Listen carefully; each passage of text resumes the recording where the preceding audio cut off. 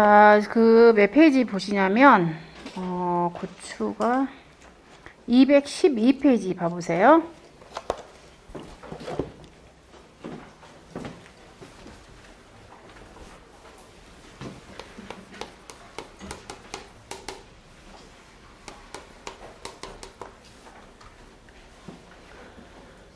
자, 교재 212페이지를 봐보시면 자, 고추 품목이 나옵니다.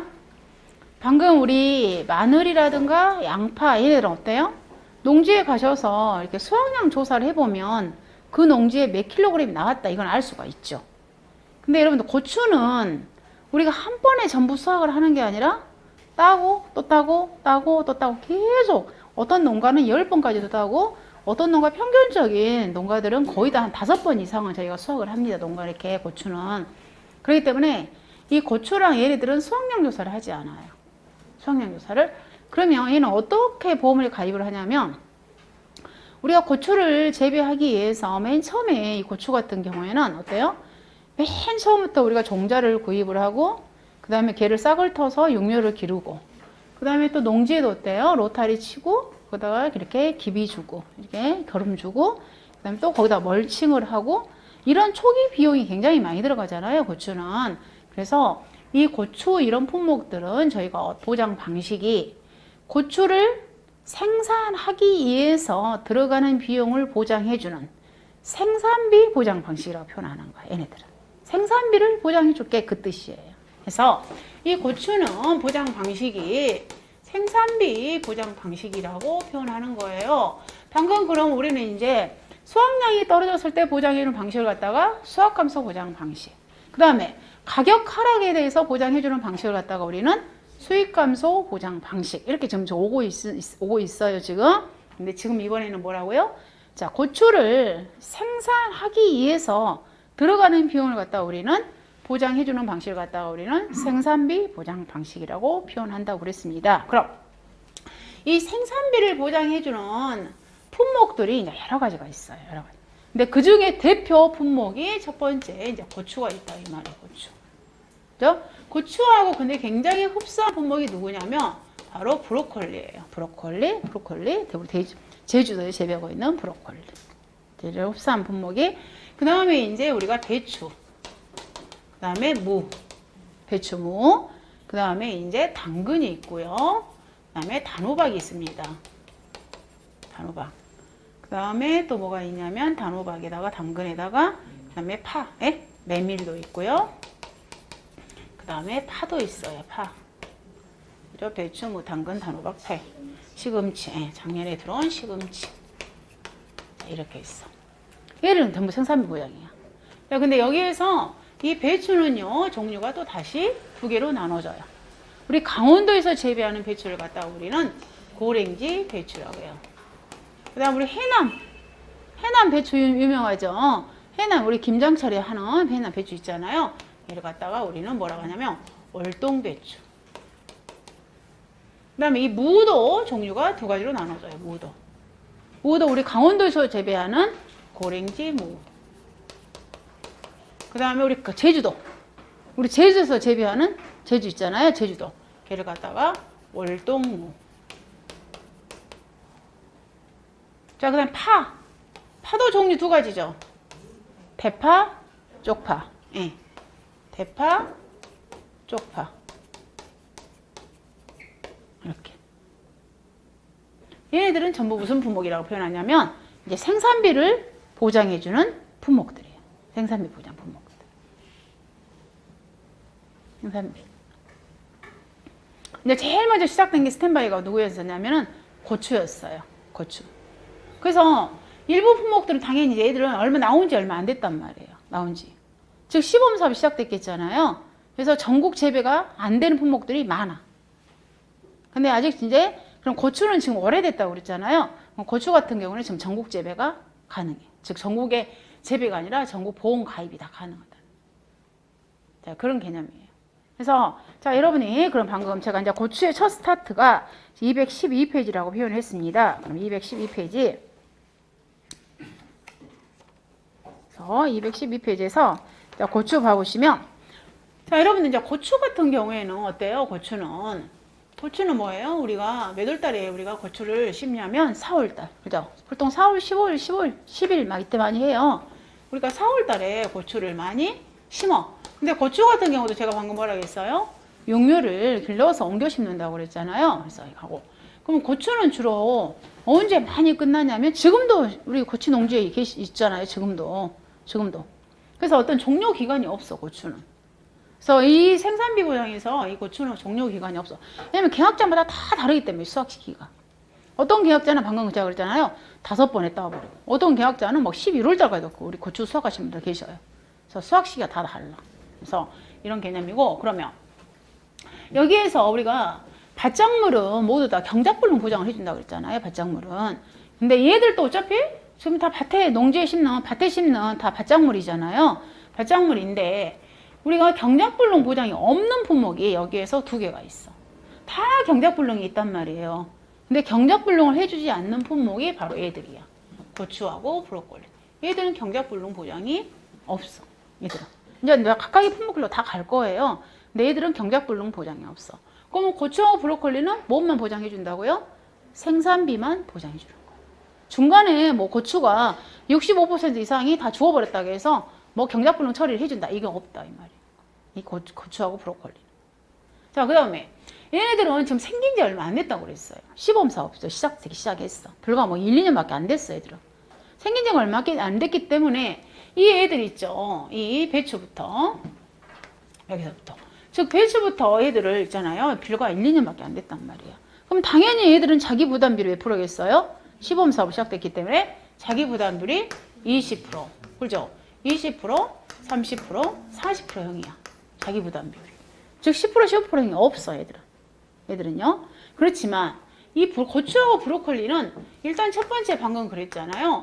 경작불능 보장도 없고 그 다음에 자기 부담률이 얘는 10%, 20%, 뭐 30% 이런 형이 아니야.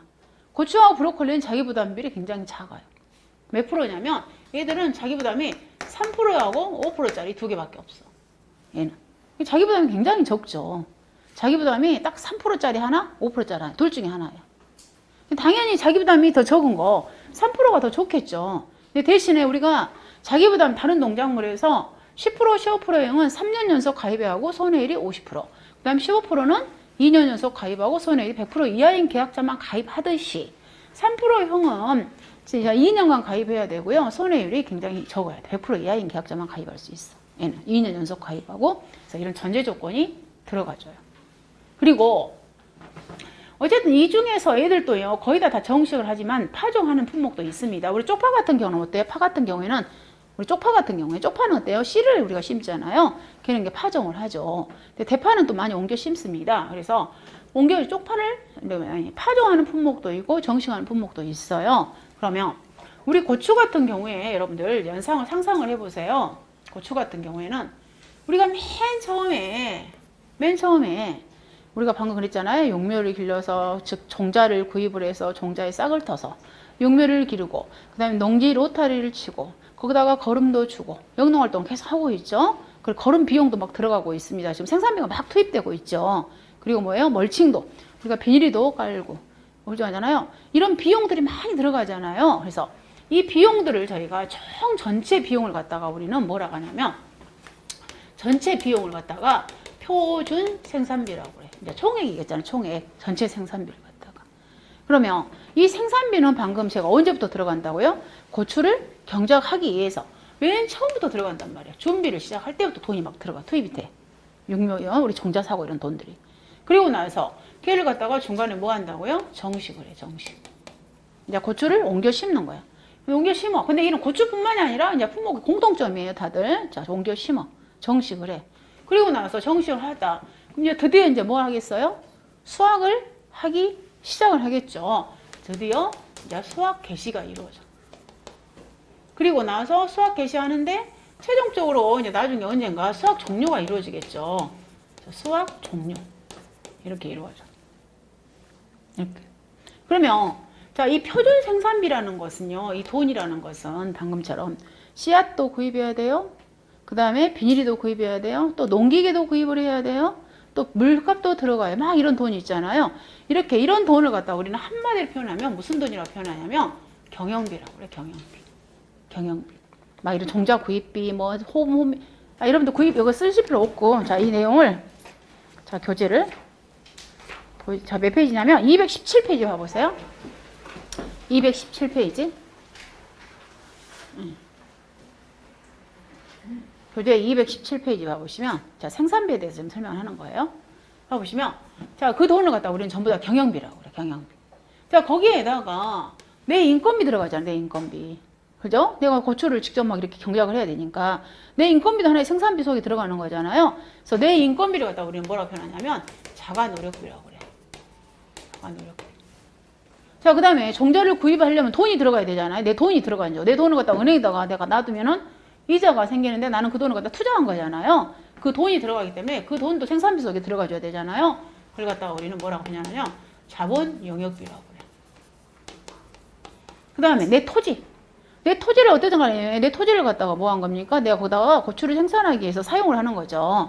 내 토지를 남한테 빌려줬으면 나는 더 다도하는 수익이 있을 건데 나는 걔를 갖다가 투자를 한 거잖아요. 그래서 그 돈도 하나의 생산비 속에 들어가줘야 되겠죠. 그 돈을 갖다가 우리는 뭐라고 하냐면 토지 영역비라고. 즉, 이 표준 생산비는 이 네 가지를 합쳐서 우리는 표준 생산비라고 표현하는 거예요. 총 결론은 뭐예요? 총 생산비 개념이죠. 총 생산비. 그래가지고 이 돈이, 예를 들자면, 이 돈이요. 자, 1,000만 원이 들어갔다 해봐봐. 이 돈이. 그럼 이 돈을 갖다가, 이제 어때요? 우리는 나눠볼 수가 있겠죠. 언제? 준비할 때 얼마 들어가고, 또 얼마 돼?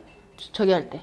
또 중간에 고추가 이제 드디어 정식해서 자랄 때 돈이 얼마 들어가고, 그리고 또 고추를 수확할 때도 돈이 계속 들어갈 거 아니에요. 그냥 우리가 수확 중에도 계속 우리가 어때요? 농약을 뿌리잖아요. 그래서 그런 돈들이 계속 들어가. 그러면 이 돈을, 이 전체 1,000만 원을 갖다가 우리는 어때요? 재배, 기간별로 한번 분류를 해볼게. 이렇게 할 수 있어요. 그러면 이 재배 기간이라는 것은 결론 뭐예요? 아직 정식하기 전까지.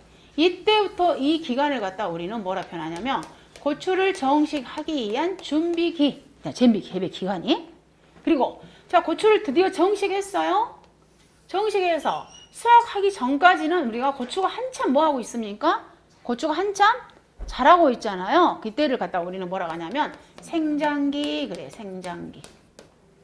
응? 생장기. 그 다음에 드디어 고추를 수확을 하기 시작을 했습니다. 그리고 수확을 하기 시작해서 수확 종료기. 이때까지는 우리가 고추를 이제 수확을 하고 있잖아요. 이 기간을 갖다 우리는 뭐라고 표현하냐면 수확기. 그래요, 수확기. 수확.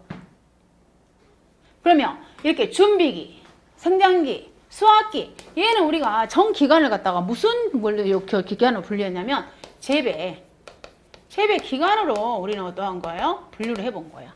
그럼 재배 기간을 갖다 우리는 3단계로 이제 정리할 수 있겠죠? 준비기, 생장기, 수확기. 재배 기간대로 분류를 해봤어. 그러면 이 1,000만 원이라는 돈을 3단계로 돈을 배분을 해봤더니 언제 돈이 가장 많이 들어간가 봤더니 이때 준비할 때 거의 다 돈이 많이 들어가 버려. 한 절반 정도 다 투입이 돼버려. 그 정도로 우리가 돈이 많이 들어가. 그 정도로.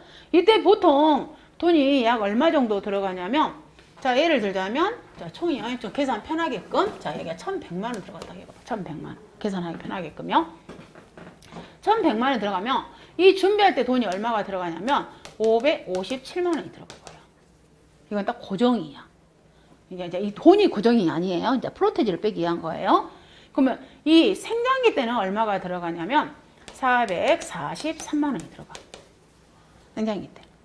그리고 자, 이 수확기 때는 돈이 얼마가 들어가냐면 자, 100만 원이 들어가. 자, 이것은 뭐 이게 그다 이것은 뭐 확정은 아니고 그냥 제가 예시를 드는 거예요. 자, 이렇게 들어갔다 해 봐봐. 그러면 이 준비기 때 돈은 얼마가 들어갔냐면 55.7%가 들어갔다는 거예요. 준비 때. 전체 금액에 대한 55.7%는 물론 아니에요. 그리고 자요, 여기. 야, 이건 지금 이거 하면 안 되겠다. 자, 이렇게. 그러면 제가 지금 이런 데 배분한 것은 뭐예요? 지금 이 돈은 제가 이 총 1,100만 원을 갖다가 지금 뭘로 돈을 분류한 거예요? 재배 기간으로 분류를 한 거예요. 재배 기간으로. 즉 재배 기간은 준비기, 생장기, 수확기. 그럼 얘를 갖다가 다시 이 557만 원을 우리는 달리 또 표현해 보면 준비할 때 들어간 돈에서 여기다가 생산비만 붙이면 돼. 준비기, 생산비. 그 다음에 443만 원 생장할 때 들어간 돈이에요. 그래서 생장기 생산비. 그 다음에 수학기 때 들어간 돈이에요. 그래서 갖다가 우리는 수학기 생산비 그렇게 표현하는 겁니다. 그럼 여러분 우리가 수학기 때는 이렇게 비용도 들어가지만 수학기 때는 우리가 고추를 수확해서 고추를 판매를 하잖아요. 돈도 수익도 생겨. 이때는 비용도 들어가지만 수익도 생겨. 즉 우리가 수학기 때는 비용보다는 수익이 더 많이 발생을 하잖아요. 그래서 우리가 보험회사 입장에서는 우리 계약자한테 사고가 났을 때 이 전체 생산비를 보험에 거는 게 아니라요. 돈이 안 들어. 돈이 수입이 없는. 즉 준비기 생산비와 생장기 생산비만 우리가 보험에 걸어. 그래서 그 돈을 갖다가 지금부터 보장 생산비라고 그래. 보장 생산비. 이 보장이란 건 뭐라고요? 보험회사에서 보장해주는 생산비 그 말이야. 그럼 이 보장 생산비는 두 가지만 보장해준다고 그랬어요. 그래서 그 두 가지를 준비기 생산비하고 뭘 더해준다고요? 생장기 생산비를 갖다가 우리는 지금부터 뭐라고 표현한다? 보장 생산비라고 말을 하는 겁니다. 그럼 얘는 또 달리 우리가 보장 생산비를 달리 또 구해볼 수 있겠죠. 이 보장 생산비는 결론은 전체 생산비에서 뭘 뺀 거예요? 수학기 생산비를 뺀 거잖아요. 즉 표준 생산비에서 수학기 생산비를 뺀 게 결론은 뭐가 됩니까? 보장 생산비가 되는 거죠. 자, 이게 시험에 한번 이미 나왔습니다. 우리가 출제가 되었어요. 가로놓기 문제로.